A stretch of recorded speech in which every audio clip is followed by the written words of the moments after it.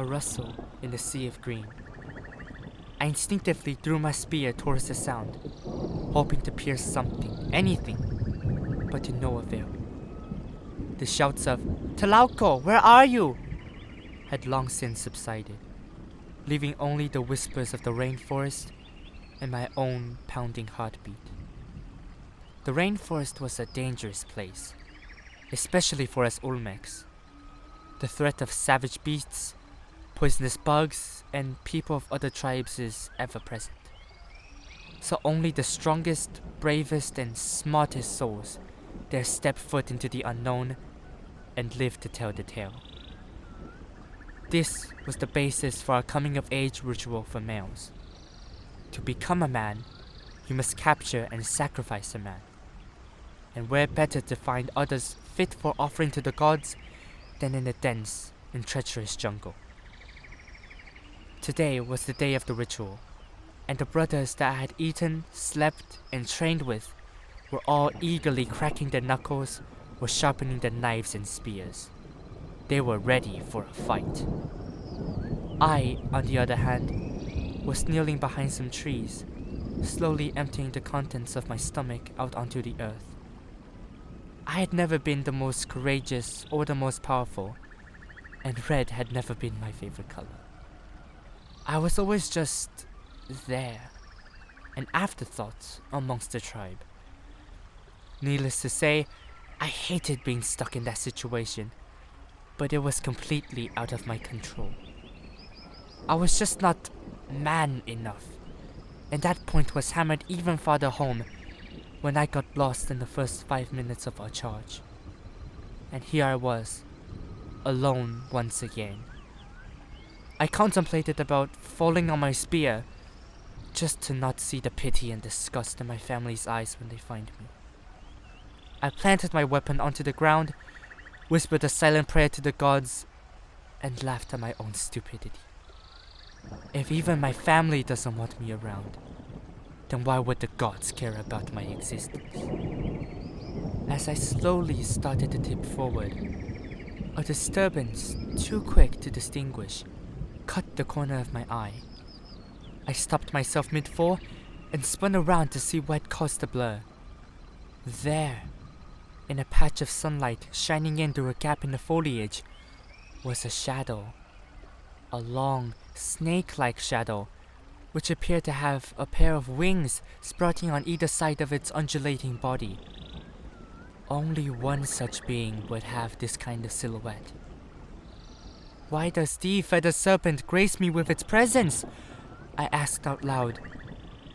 The shadow responded with a flap of its wings and took off. "Wait!" I cried, and followed the elusive creature's outline, appearing and disappearing in the waning afternoon sun.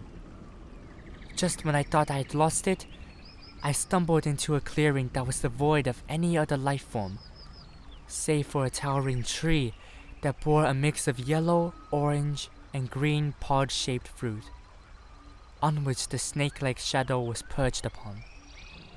A breeze started picking up, and a smell that seemed to emanate from the heavens itself wafted gently into my nose.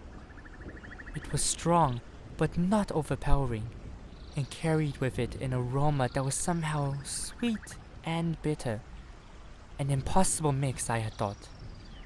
Only upon further inspection did I realize that the wonderful scent was coming from the tree. I staggered towards the source, mesmerized by the smell, and plucked off the lowest hanging fruit. It felt hollow, so I sliced it open with my knife. Immediately, the heavenly smell intensifies tenfold, and I breathed in as much of it as I could, worried that the scent would try to find its way back to the gods. As I did, the shadow I had chased earlier spiraled into the delicious smelling air, gave a tremendous flap of its wings as if in farewell, and soared towards the now crimson-red sunset. A piercing dagger, causing an overflow of blood. I watched the feathered serpent disappear from view, and turned to pluck as many of the fruit as I could carry. So maybe someone does care about me after all, I thought emotionally, and began my long and arduous trek back to the village.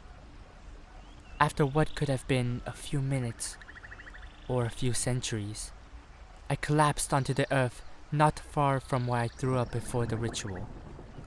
Hands forcibly grabbed me and carried my prone body to the local infirmary. My hands, however, were still wrapped around the precious pods of the gods. When I came to, my family and brothers-in-arms were sat around me. I could see that many of my comrades already bore the characteristics of a man, what with the way they held themselves regally, the confidence in their eyes, and the bloodstains on their clothing from the gruesome sacrifices they had participated in. I was ready to get an earful from all of them, stating what I already know to be true, that I was a complete failure to the tribe. Suddenly, every single person in the infirmary knelt in front of my bed and started to mumble as if in prayer. The situation was so bizarre that I suspected I must be dreaming, until I once again scented the aroma of those multicolored fruits wafting from each of the people's cusped hands. One of the men, which to my utter amazement and disbelief was the king of the tribe, said in a reverent tone, "We are humbled by your presence, O great God. Never would we have thought that this scrawny body would be the home of a being such as yourself, and for that, we are deeply apologetic for our ignorance. But since you so kindly gifted us with a delicacy of the gods, pray tell us what the name of it is, so that we may use it in rituals to honor your good name." He continued to spew words of gratitude and praise from his mouth, words that I had never heard in my life up until this moment, from the king of the tribe no less. And I relished it. With one fell swoop, I produced my knife from its sheath and sliced it across his throat. Before he could collapse, I grabbed the cup that stood on the bedside table and collected the blood spurting from the wound in his neck. At the same time, I snatched one of the pods from a petrified onlooker, cut it open, and squeezed out all of the contents into the cup, leaving nothing but a husk in my grip and a husk on the infirmary floor. As I raised the cup, which seemed at that moment to be a goblet ringed by gold and jewels, I exclaimed in a voice that sounded foreign to my ears, "Your king is, or was, right. I am a god, the cacao god. With me as your new ruler, the Olmecs will live a prosperous and fruitful life, devoid of fear and poverty, living by the cacao and dying by the cacao."